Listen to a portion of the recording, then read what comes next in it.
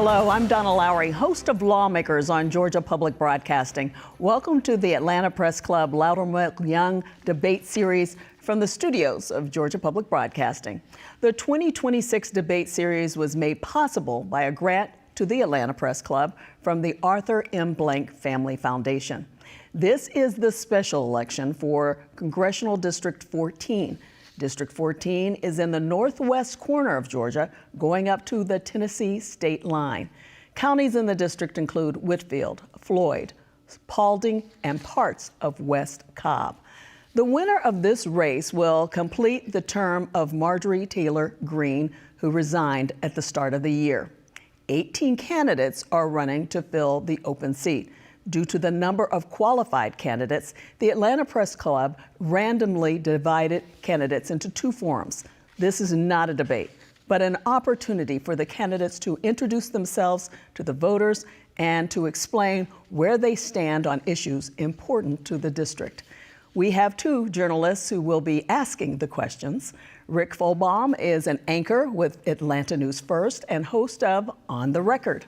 And Ignacio Perez reports on North Georgia for the Chattanooga Times Free Press.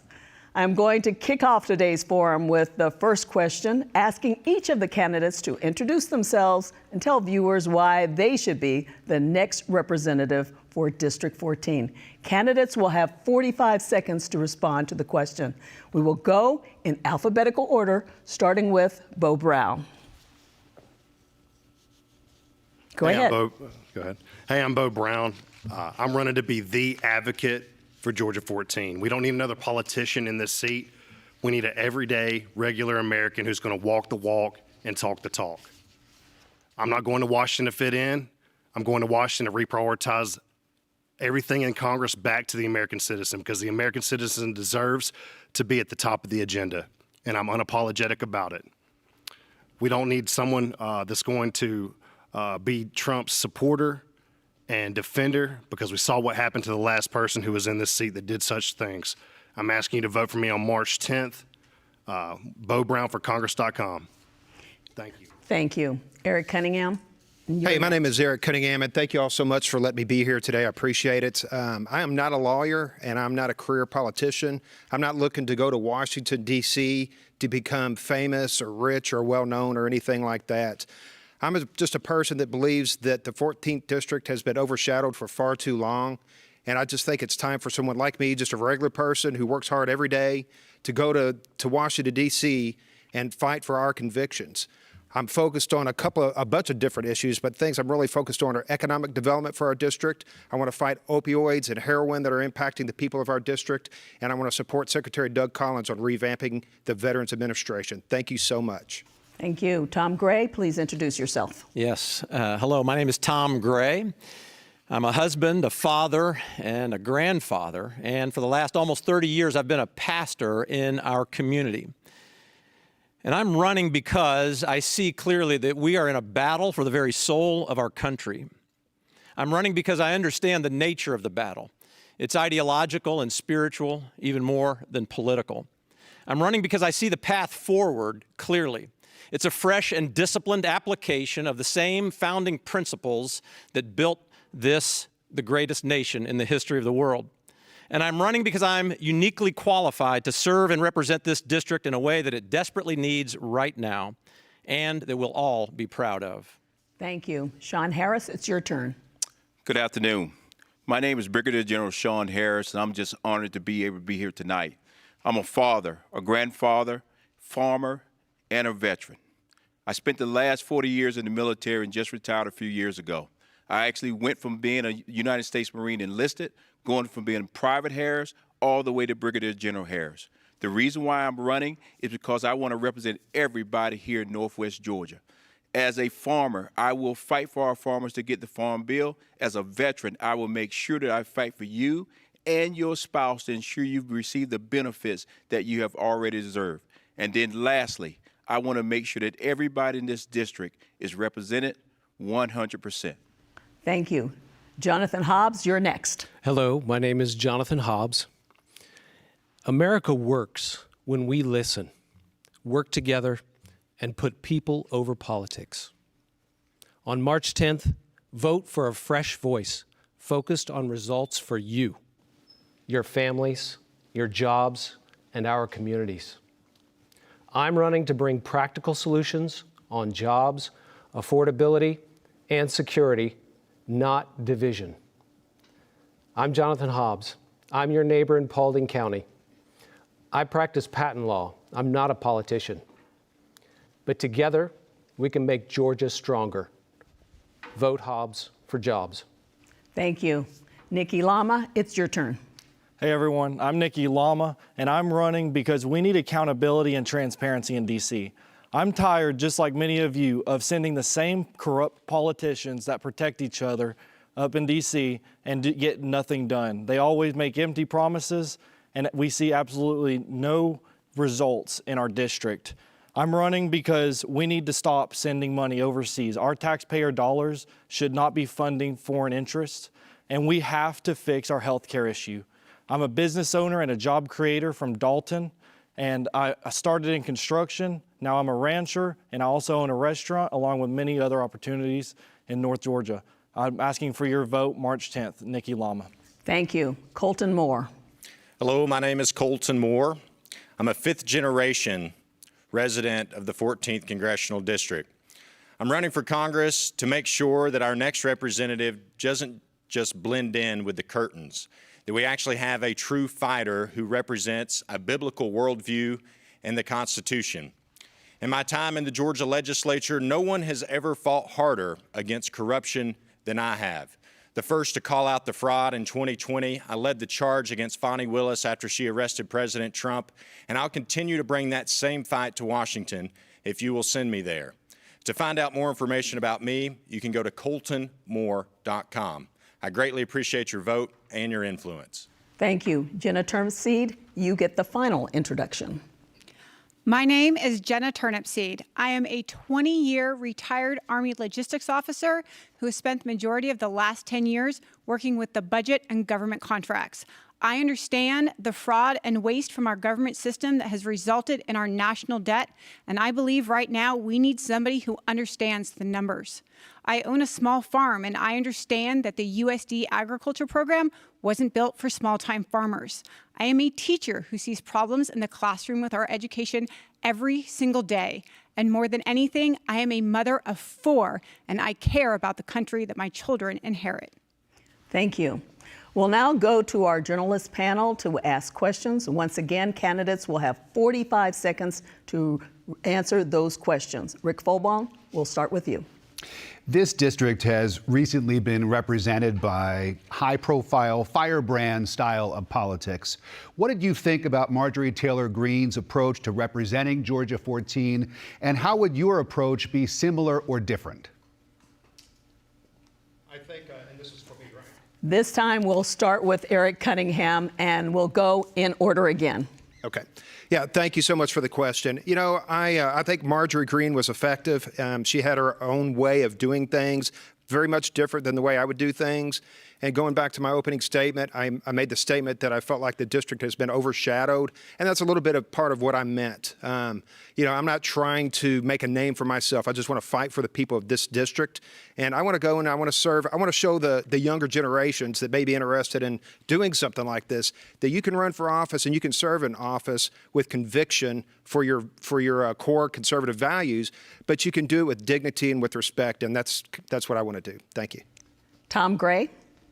Well, I appreciate the question, and I believe one of the points about my candidacy that separates me from the large number of candidates is that I have a track record of service, servant leadership in our community for almost 30 years that answers the question, how will I make an impact? And it is through a servant leadership, a disciplined approach that listens well, that understands the issues, and that doesn't go to just gain recognition, but goes to win a future for us. So I've been serving individuals and families throughout our district for nearly 30 years, getting to the heart and the core of what their needs are, stepping in to assist and help and Thank you very actually much. solve problems. Sean Harris. Thank you for the question. I'm the only candidate up here that actually ran against Marjorie Taylor Greene last time. And as everybody knows, she beat me. But the reality of it is Marjorie Taylor Greene and I are very different. At the end of the day, when you see the name Sean Harris, I want you to know that it's duty and respect. And like my colleague just said, I have been serving our country now for 40 years, and I want to continue to serve. But in that 40 years of serving the country, it is many times that I've actually had to sit down across the aisle and figure out how do you get to yes. And that's what I want to bring to Washington, D.C. That's what I want to do when we're representing the people here in Northwest Georgia, is actually getting results and getting things done. Jonathan Hobbs. Yes, absolutely. Marjorie Taylor Greene was good at getting people's attention, but she did not cross party lines, and she did not create good outcomes, measurable outcomes for the people in Georgia. That's the problem. We need someone in this position that is willing to work across party lines and look at affordability solutions for everyone. This is the major issue here. Nikki Lama. Former Congresswoman Greene, she was passionate and she worked hard to make sure that our voices were heard in North Georgia. We need someone that's going to go up there and fight for our country and turn our country around. If we don't stop the corruption and the deficit that we see every year in our national budget, it will continue to get worse. We need to fight for our country, and that's something that I'm going up there to do. Colton Moore. I have great respect for Congresswoman Greene. Unfortunately, she resigned, and that's obviously disappointed many people in Northwest Georgia. But when I say I have respect for her, I say I have respect for her intuition early on when she would challenge Nancy Pelosi as Speaker. When she got stripped of all of her committees, she still represented the people of Northwest Georgia by objecting, saving Americans billions of dollars. She used the legislative process in her favor. Ultimately, we have to recognize we're in a battle of good and evil, and I do not compromise with evil. Thank you. Jenna Turnipseed.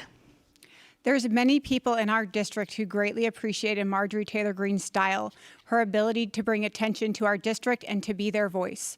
The unfortunate result of her conduct, though, was that she was censured from committee for almost 2 complete years of her first term.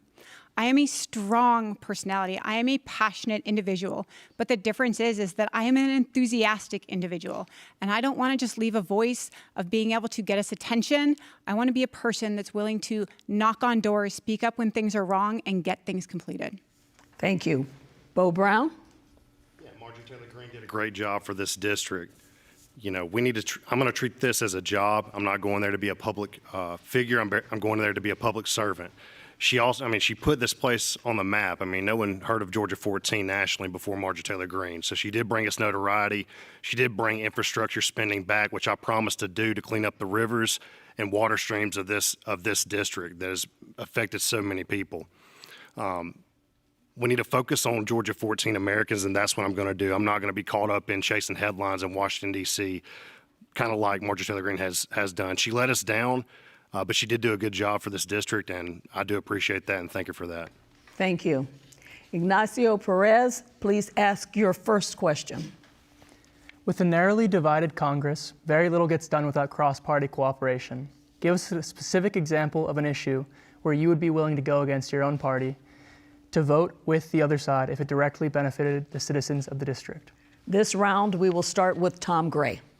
Well, I don't know that I can give you a specific policy or bill to answer your question directly, but every single decision I will make and every single policy and bill that I will advocate for will be driven by the core principles of conservatism, which I define as biblically rooted principles. That's been my guiding star as I've led our church from 11 people to over 700 people in this community. It will be my guiding star every day, serving the people of Northwest Georgia in Washington, D.C. And that's just how it's going to be. It's how it's got to be. So whatever the issues are specifically, we will be principle-based. We will make decisions that are wise and prayer-saturated across the board. Thank you. Sean Harris. This is a great question because as a Democrat, I have made it very clear on the campaign trail that I'm the only candidate that can say I'm a Democrat, but I am not tied to the party. What I mean by that, when you look at our district, we have many issues that are affecting us. One is PFAS. Day one, when I get to D.C., I will be laser focused on getting things done to help get things cleaned up, and on top of that, making sure somebody's held accountable. In addition to that, I will make sure that we bring health care back to our district and take care of everyone here at home. Jonathan Hobbs. Yes, absolutely. The Farm, Food, and National Security Act will be marked up next week in the House. That is a Republican-sponsored bill. I would absolutely support the increases in farm loans of up to $3 million for our district. I would also support the expansion and implementation of infrastructure, including broadband in rural areas in District 14. And I would also support the expansion of investment for specialty crops in District 14. Nikki Lama. I'm a strong conservative. And when I say that, I'm talking about my budget and my principles and values. One thing that I can say for certain is that I have made a pledge to the people that I will not vote for any more foreign aid until we get a full 10-year audit of our money spent in foreign aid overseas immediately. That is something that it will not compromise on, because we continue to send money to people and we don't know how they're spending it, and it has been proven that they are corrupt and it has been nothing but fraud. We have to stop wasting our tax dollars and the burden on American citizens. Colton Moore. Hey, this is a great question. In my time in the Georgia legislature, I've earned the nickname the Rhino Wrangler. What is a rhino? They're Republicans in name only. So to give an example of when I voted against Republicans, a great example is when the Georgia legislature tried to remove immunity for Monsanto. I will vote against any piece of legislation that removes our constitutional rights. I'm a firm believer in the 7th Amendment. I voted against tort reform.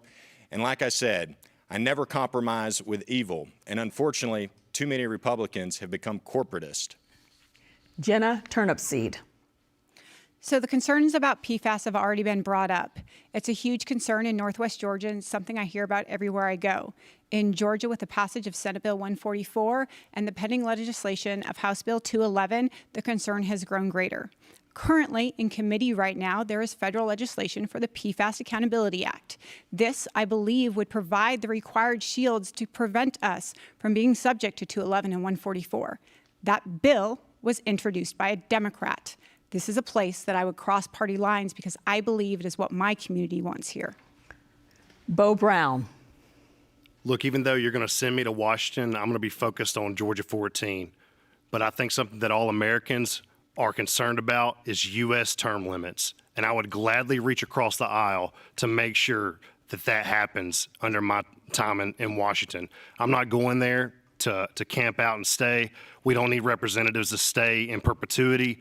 We need accountability, shorter term limits, both in the Senate and the House, to make sure that we're accountable to American citizens, first and foremost. Eric Cunningham. Thank you. I really haven't spent much time in my campaign thinking about, ways that I may vote against our Republican Party. I'm really more focused on uniting our Republican Party.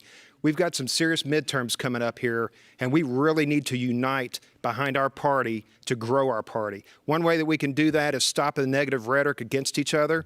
Another way that we can do that is working with our Gen Z voters. 56% of Gen Z voters are independents, and they don't like this rhetoric. A lot of them, unfortunately, get their news on Facebook. So we can't allow that to happen. We've got to go after those Gen Z voters and tone down the rhetoric and support ourselves internally to win the midterms. Thank you. Thank you.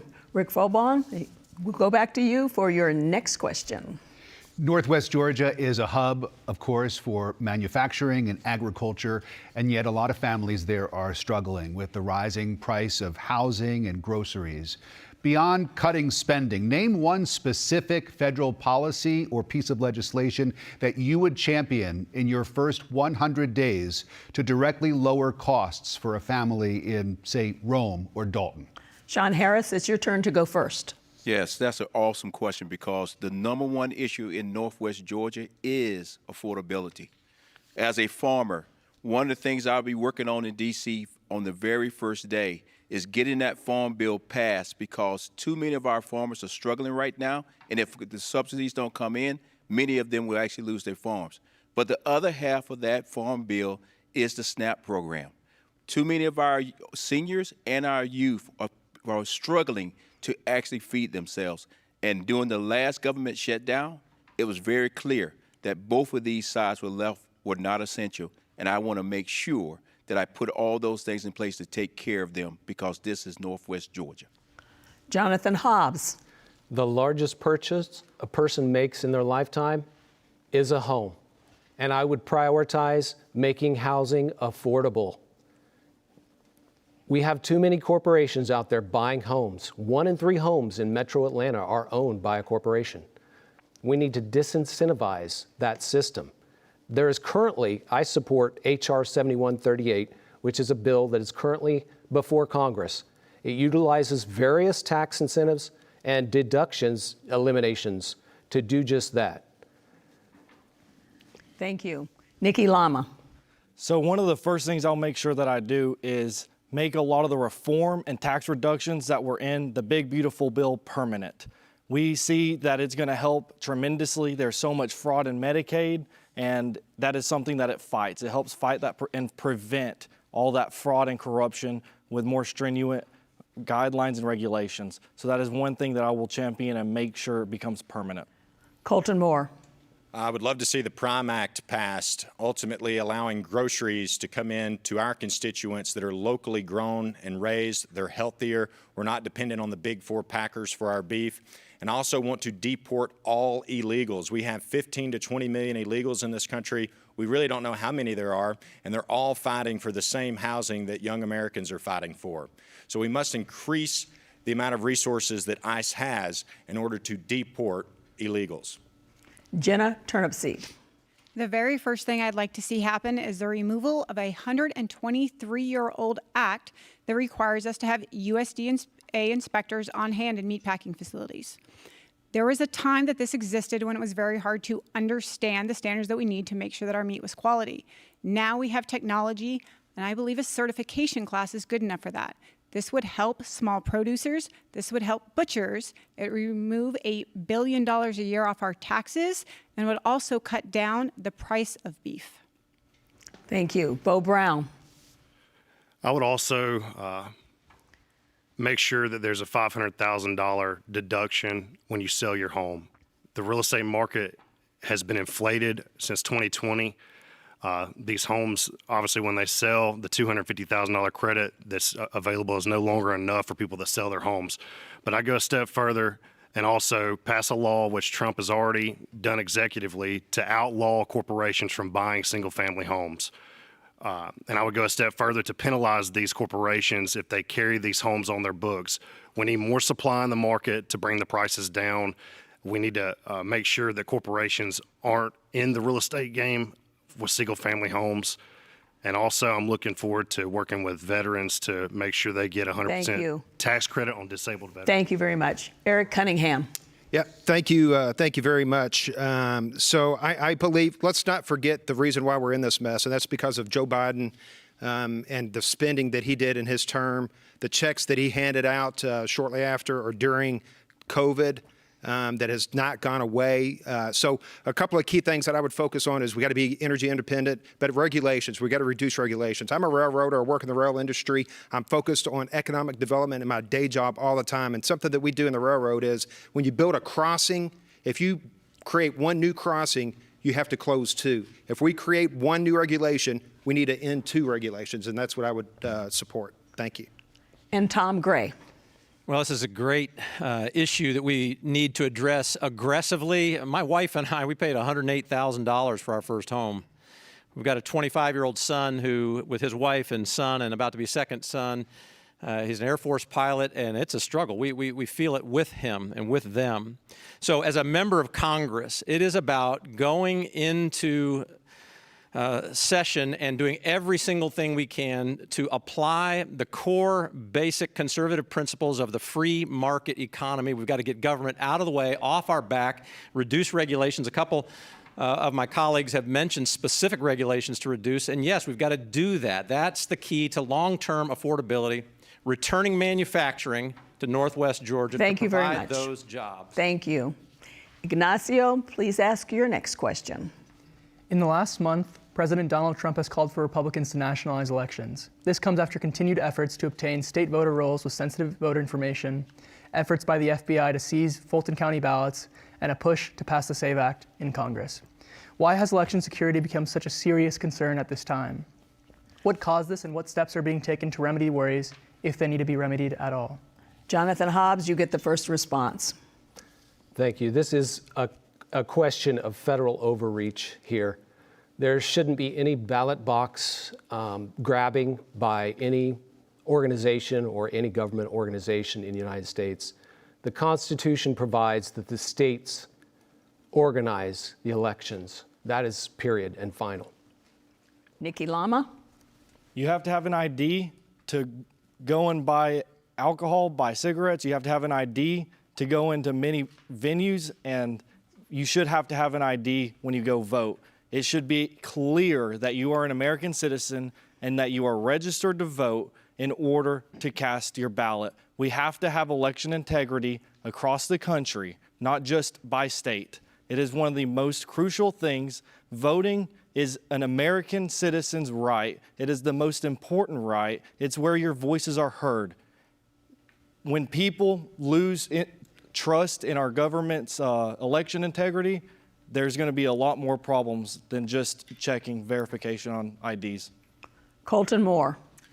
Without a ballot box, one has to go to an ammo box, and that is complete and total tyranny. We should never go there. We must have secure elections.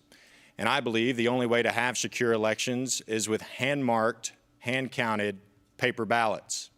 Ultimately, if it hadn't been for heroes like Garland Favorito here in Georgia, the preservation of those ballots in Fulton County would not be there for the Department of Justice as they were about a month ago.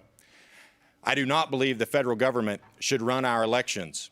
They should ultimately be run by the state. But we should have a federal one-day national holiday for elections. Jenna Turnipseed. So I believe your question specifically was what caused this. And what caused this is the majority of people don't trust politicians anymore. And they don't trust politicians because we have somehow become a group of individuals that is so quick to rush to the fact that we have to make a statement that we no longer wait for the facts. I support voter ID. I also support investigations. And I don't just mean when investigations are towards something that I think may have gone wrong. I think that we should employ them more regularly, and we should wait until the facts come out before we make a statement, because the only thing that they can do is reinsure transparency and trust within the voting public. Bo Brown. Yeah, I would vote 100% for the SAVE Act, what was just passed in the House, something that our colleague Sean Harris probably would vote no on. Also, everyone needs an ID to vote. You have to have an ID to buy cigarettes. You have to have an ID to buy alcohol. It shouldn't be hard to have an ID to vote. It's an American right, but we also have to protect our elections. That's why I'm for rescinding the Motor Voter Act that was passed in the 70s, where we went on to register people at social programs and at the DMV.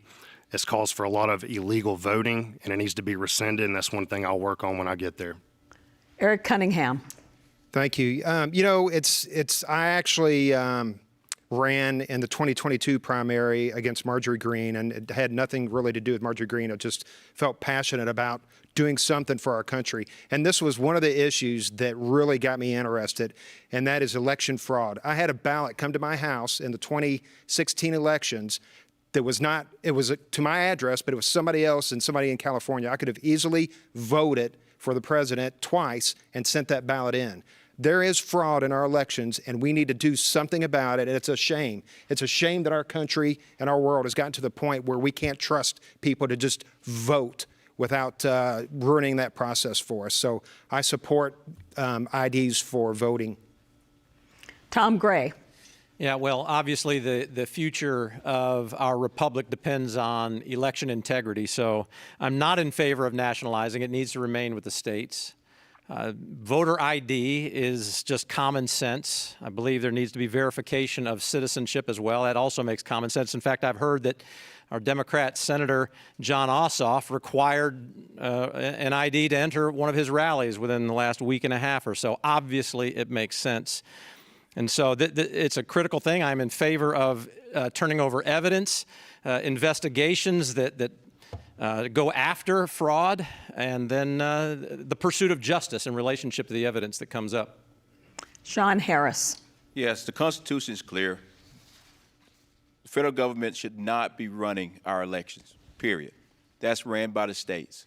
In addition to that, because my good friend mentioned my name, I'm glad he did, because you're exactly right. When it comes to the SAVE Act, even the Republicans just passed it the other day in the House are now saying we got a problem, because the problem is it's going to affect women, and women, because when they get married, they change their last name. And on top of that, they're saying you need to have a passport. So this is one of the reasons why I need to go to Washington, D.C. to bring common sense back to everything that we're doing here in Georgia and throughout the United States. Thank you. Rick Frobaum, you get the final question in this round. Some North Georgia leaders have come out and said that they do not want any new ICE detention centers built in their communities. Are you in favor of federal detention centers being built in District 14? And would you support ICE raids at local businesses like carpet and flooring manufacturers, construction companies, and farms? Nikki Lama, we'll start with you.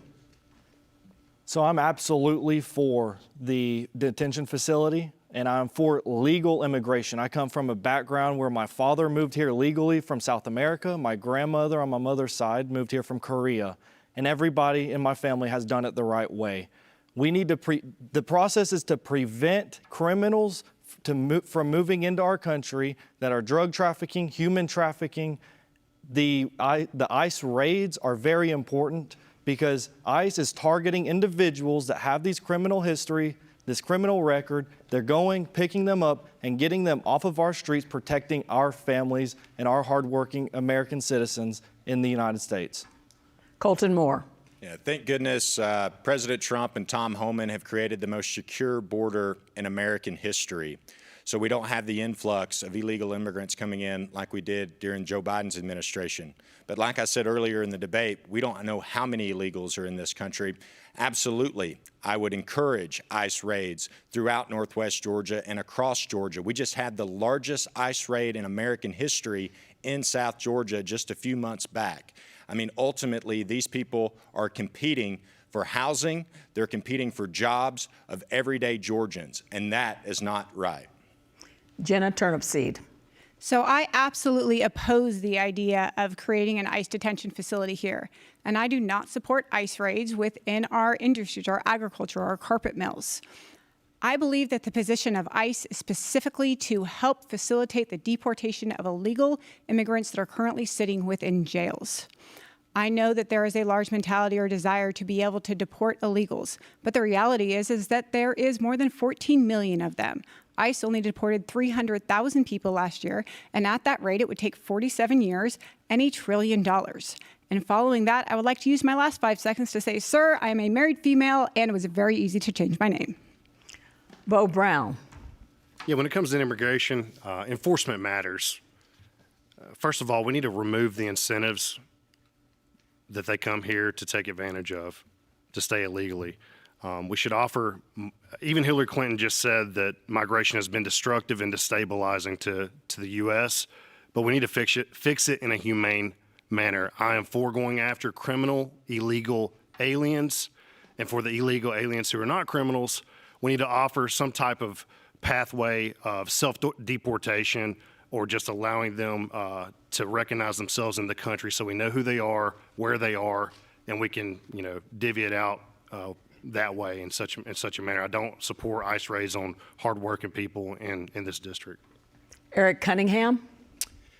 Yeah, so this is yet again another issue created by the Biden administration with the open borders, allowing illegal aliens to flood in here, dangerous people So to answer your question, yes, I would support ICE detention centers in the 14th District.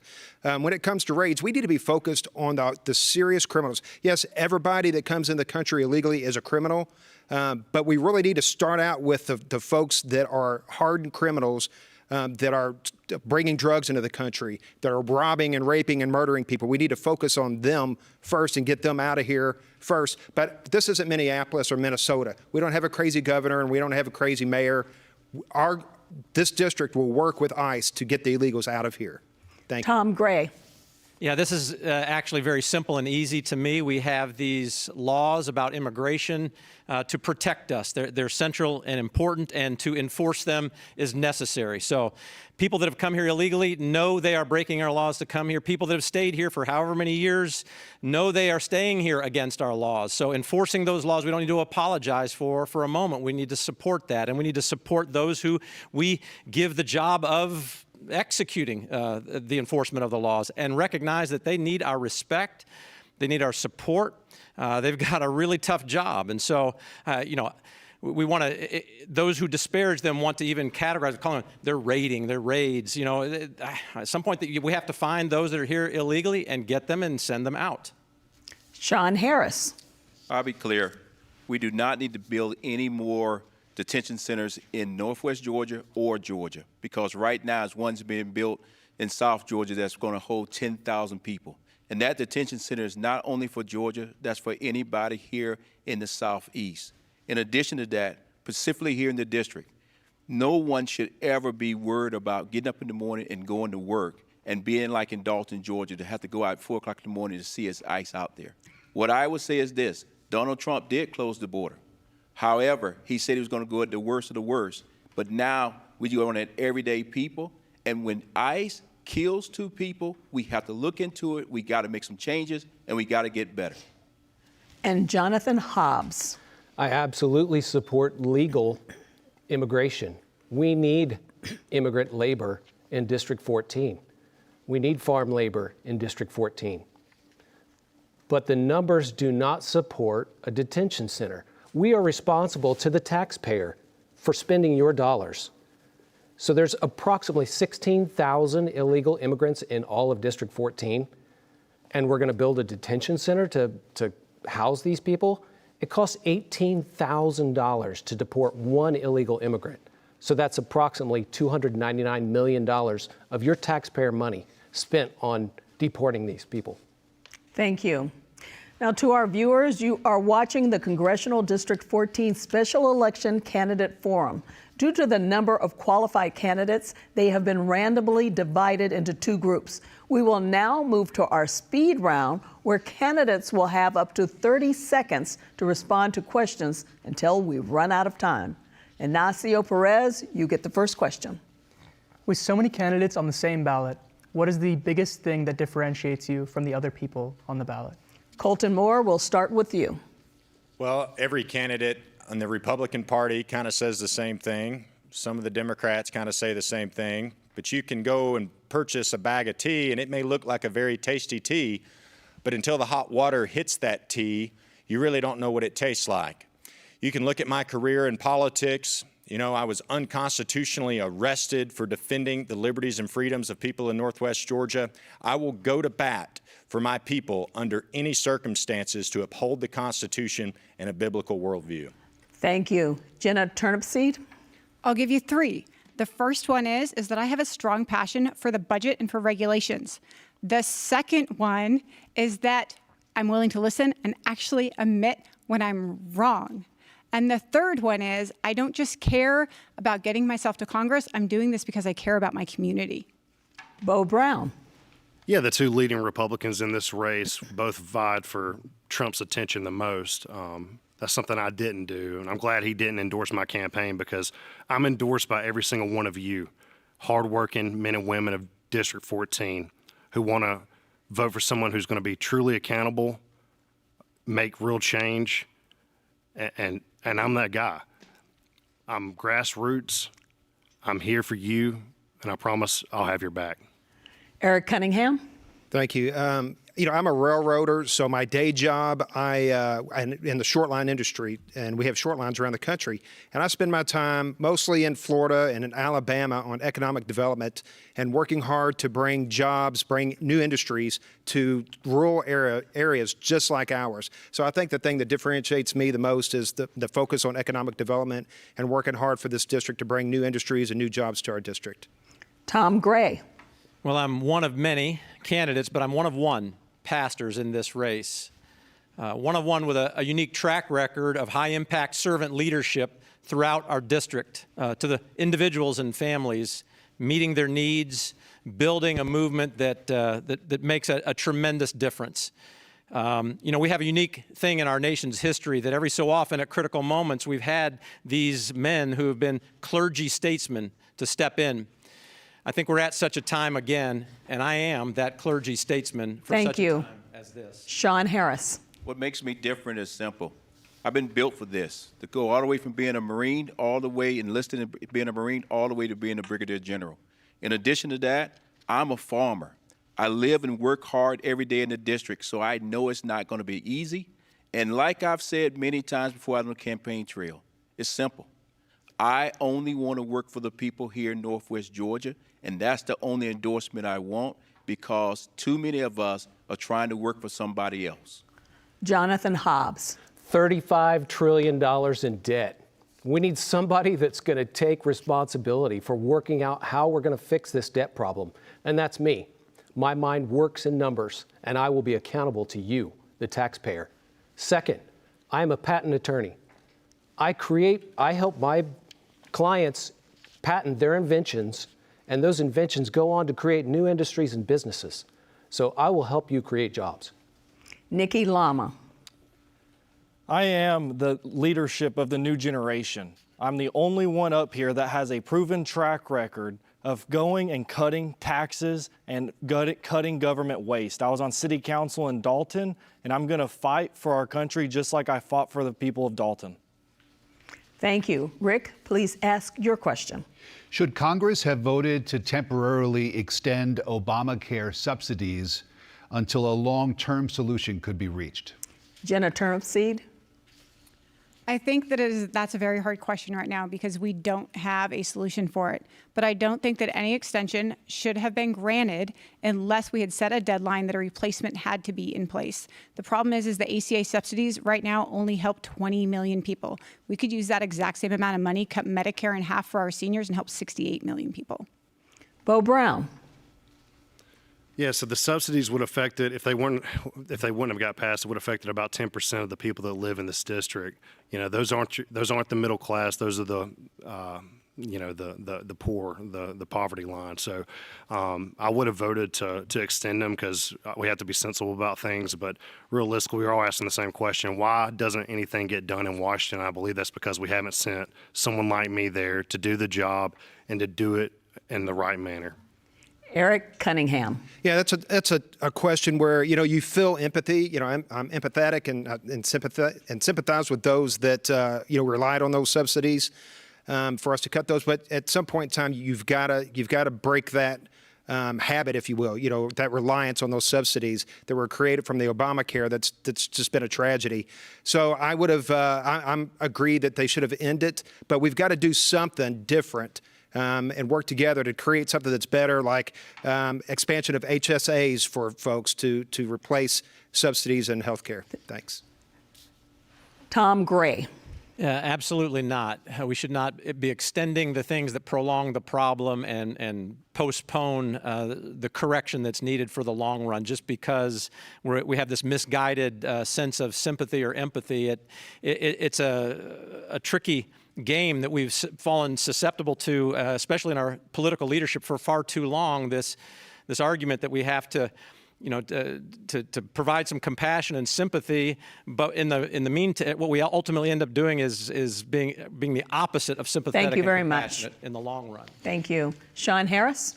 Yes, we should extend it, and we should continue to extend it because right now it is the least of us that actually needs the subsidies. In addition to that, when you look at our district have hospitals, but we don't have to actually have doctors and nurses. We need to make sure, because the big, beautiful bill talks about bringing doctors in, but there's no money there to bring them on board. So we're living in a health desert, and on top of that, we need to make sure that everybody has health care in this district. Jonathan Hobbs. Obamacare was putting a Band-Aid on the Titanic. It was a failure. And we need to revamp the entire healthcare system. The U.S. healthcare system is ranked 38th in the world. We have the worst health outcomes, and we have the most expensive healthcare system. We need more reliable healthcare, and technology can help us save this problem. Nikki Lama. We have to completely end Obamacare and cut the subsidies. When any business, including health insurance, is in a free market where businesses can compete for their business and compete for clients and customers, they will put the best prices out there. We have not seen that because you can't buy health insurance over state lines. We have to open it up so that every business can compete to gain their own clientele. And Colton Moore. These subsidies continue to perpetuate the problems of our healthcare system. You know, our healthcare system is like brakes. You think they work really good until you need them. You know, we got to get back to the free enterprise system. We have to, in my opinion, federally ban certificate of need of hospitals. We need to allow associated group healthcare purchases. If you have a Costco membership or you're a member of a realtors association, you ought to be able to purchase healthcare and not be forced to negotiate with a place like United Healthcare all on your own. Thank you. Ignacio, your next question. Who do you believe is America's greatest ally abroad, and who is the biggest threat, and why? Bo Brown, we'll start with you again. Yeah, well, obviously, our greatest ally in the Middle East is Israel, and our greatest ally in Europe is the UK. So our biggest threat is Russia and China. And that's why I'm happy that Trump has done what he's done with the UN to make sure they bolster their own military needs and put more money into their own military arsenal. And I'm not a big diplomacy guy. I'm more for Georgia 14. Eric Cunningham. Yeah, I was going to go somewhere different, but when I heard Bo speak, I'm going to kind of go right now in the times that we're in right now. I would say I would agree with Israel to an extent. It's too broad to say Europe because there's so many different countries out there that are not supporting us. But who do I think is our biggest threat? It's China and it's Russia. I would put, golly, which one do you put above the other? It's hard to say. I would say right now Russia is probably our biggest threat. We have some leverage right now with China with what Trump did in Venezuela. So I think Russia is our biggest threat. Thank you very much. Tom Gray. Well, our biggest threats are China, Russia, Iran, that we've got to make sure we are strong enough to stand up against, both in terms of our military capability and our relationships with our allies. And so, yes, the United Kingdom, Israel, vital, critical allies. But I like what President Trump is doing even in terms of the Western Hemisphere. I mean, imagine Venezuela being one of our great allies and so many others that are potential. Thank you very allies. much. Sean Harris. Yes, I've spent my entire career inside of this world, and I'll speak on it from a less than top secret side of the house. Israel and NATO is our number one friends on the other side. Our number one enemy is China, Russia, Iran, North Korea, and some others that we can't say in this setting. But this is why we need to send people to Washington, D.C. that understand the threats to our country and also understand our allies and friends and understand who NATO is and how we actually keep this world safe. Thank you. Jonathan Hobbs. Our biggest ally are the Five Eyes. We already share intelligence actively every day with these countries, and the European Union would be the head of that. That is our number one ally. Our number one enemy is China. China is undermining our economy. They create counterfeit products that cost U.S. businesses $200 billion annually. This is unacceptable. We have to stop this. Thank you. Nikki Lama. So we have many great allies across the world that are allies in trade, national security, international security. I couldn't name one specifically, but we have many that we work with across the world. Now, in our number one enemy, I would definitely say would be any communist country out there. We are not friends with communists, and we should not be friends with communists. Thank you. Colton Moore. Yeah, I tend to agree. We've had a lot of different countries' names mentioned as allies. I'm not sure which one I would say is the greatest ally. Obviously, the greatest enemy, in my opinion, is China right now and their Belt and Road Initiative across the globe, as they have taken sovereignty away from many countries across the globe, including many of those in the Caribbean. China is definitely a major threat, the second largest economy, and should not be taken lightly. Thank you. Jenna Turnipseed. So I'm going to echo the sentiment that I think that Israel, the UK, and NATO are some of our strongest allies. I also think that Russia is our biggest threat. If we fail to support Israel, however, I believe that threat is going to become Iran. Thank you. Rick, another question for you. Name a member of the opposing political party whom you consider to be a patriot and why. Eric Cunningham, we'll start with you. Wow, a patriot. I'm going to go with John Fetterman. When he was running for office, I thought, oh my gosh, are you kidding me? Now, I'm a railroader, and I spent a lot of time managing our metals and steel industry in the railroad that I worked for. And he has that steel background, so I liked him for that. But he has common sense. He's somebody that has good common sense, and I think that will listen to what's best for our country, not what's best for his party. Thank you. Tom Gray? Well, that's a good question. I can't think of one off the top of my head, but here's at least not present tense. I'd like to think, and part of what I know I bring to this equation here politically is hopefully the opportunity to have conversations that win some over. So the future current Democrats that will be patriots, hopefully there will be many, maybe a couple immediately to my left. I'm encouraged that the patriot in chief, our president, at one point in his past was Thank in you the very opposition much. party. Sean Harris? I'm a firm believer that I need to sit down and have coffee and have a deep conversation to cross over into that, to answer this question. But what I will say is I've always looked up to John McCain. I know he's up in heaven now, but I always looked up to him, and I liked the way that he always reached across the aisle. And when I get to D.C., I plan to reach across the aisle. Jonathan Hobbs. I recently had dinner with Buddy Carter. He's a good friend of mine. His belief in God, faith, family, and the community, I respect. We don't always align on politics, but we always have a good meeting together. Nikki Lama. Right off the top of my head, I couldn't answer the question as to who I would say on the other party would be a great patriot. But I know that there are many people that are out there fighting for our country and working hard for their citizens and constituents that they represent. And anybody that has their constituents' interest at heart and fighting is a patriot. Colton Moore. I think this question's super easy. That's Congressman Larry McDonald, a Democrat who once served in this very district, a man who was unafraid to challenge the global New World Order, a man who was ultimately assassinated for his cause, and I believe he is a great patriot, Congressman Larry McDonald.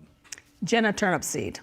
So this might be something weird from a candidate, but I think I would be remiss if I didn't point out that I was sitting on stage next to a 37-year Army veteran who is a retired military general. He went from the Marines to the Army, and now he has taken up the fight of serving or running as a Democrat in a Republican district. Our politics very, very much different, I will say that. But sir, you have my utmost respect. Thank you very much. Ignacio, your next question. What do you think is the biggest problem you believe Americans are facing? We'll start with Tom Gray. Yeah, I love that one because it's a spiritual problem. The problem that we're facing collectively, where we have the sense that we are losing our soul, we are losing the soul of America, is the aggregate of the reality that the souls of Americans are in the balance. And so it's the spiritual fabric and the core soul identity of our individual citizens that is the biggest need, the biggest threat, and the greatest opportunity for how we can get us going in the right direction. And another reason we need to send a pastor, not a politician. So I'm going to ask for forgiveness on this. I did not get to ask the previous question on patriotism, or who's the patriot, to Bo Brown. Yeah, I was impressed with John Fetterman's tact of kind of doing what's best for the American people instead of playing party lines. But I'll tell you who's not a patriot. That's Ilhan Omar and the Gang of Six. I don't believe that they're not doing what's right for the American people. She's came into this country under fraud, and I'm really pleased to see the investigation currently ongoing. Thank you, and I apologize for missing you the first time around. Back to Ignacio's question, Sean Harris. Okay. The number one thing that's affecting the entire country across the board is affordability. Right now, families are struggling, just trying to feed their families, and on top of feeding their families, most are having 2 and 3 jobs and still can't make ends meet. Another area that's actually affecting us greatly is just trust. Trust between us as Democrats and Republicans. And I think that as leaders, we need to show Northwest Georgia that we can get along. And when I get to Congress, I'm taking at least one Republican with me to be on my staff. Thank you. Jonathan Hobbs. The weaponization of immigration is one of the biggest problems that we face right now as a country, and people don't know what the real statistics are. So Obama deported 3.1 million people in 2 terms. Biden deported 2 million people in 1 term. And so far, this administration's deported 675,000. The numbers don't support the media hype that is fueling division between us. Nikki Lama. I'd say that the number one issue that I've seen personally is affordability and housing. We have seen where the average age for first-time home buyers has gone up to nearly 40 years old. That is not okay. We have to bring housing prices back down and fix our economy, bring wages up, reduce taxes, and fix our country so that it is a great place for new families to live. Colton Moore. Absolutely. The 2 most expensive places in the district right now are the gas station and the grocery store. If it wasn't for President Trump's full-fledged fight to bring down lower energy costs, I believe we would probably be in a depression right now. We ultimately have to get housing costs down as well. I think that goes with deporting criminal illegals and all illegals. And also, we have about a third, we just ran out of time, I'm sorry. A lot of problems in this world. Thank you. Jenna Turnipseed. So I'm going to say that the number one problem that I see is going to be our national debt. The share of the national debt interest rate for every taxpayer this year was over $6,000. It is the sole reason that we can't afford ACA subsidies. We can't afford grants to small businesses. We can't afford grants to help agriculture. If we don't change the problem with our national debt, our ability to help our citizens on any front is going to completely disappear. Thank you. Bo Brown. Yeah, I think the number one thing facing Georgia 14 is energy. You know, Georgia's become the number one state for data center build out. And people can deal with price fluctuations at the pump and at the grocery store, but they really get hard when the power bill comes in. That's why I plan to be on the Energy and Commerce Committee to really fight to make sure that Americans in this district do not see their power bill increase, but see a decrease and adequate Thank you. energy supply. Eric Cunningham. I'm going to give an answer that's not a popular political answer, but my answer is what's the most biggest problem facing America is evil. There's just a lot of evil out there, and I think Pastor Tom would agree with me on this. He was called into pastorship, strong in his faith. I was not. I'm strong in my faith, and I will serve with faith. I'll be an example to our Gen Z audience. We've got to do something about social media that's impacting so many people and allowing evil to enter to our younger folks. That's the biggest problem in our country today. Thanks. Thank you. That's all the time we have for questions. Please make sure to check out both forums so you can hear all of the candidates. Early voting has started and runs through March 6th.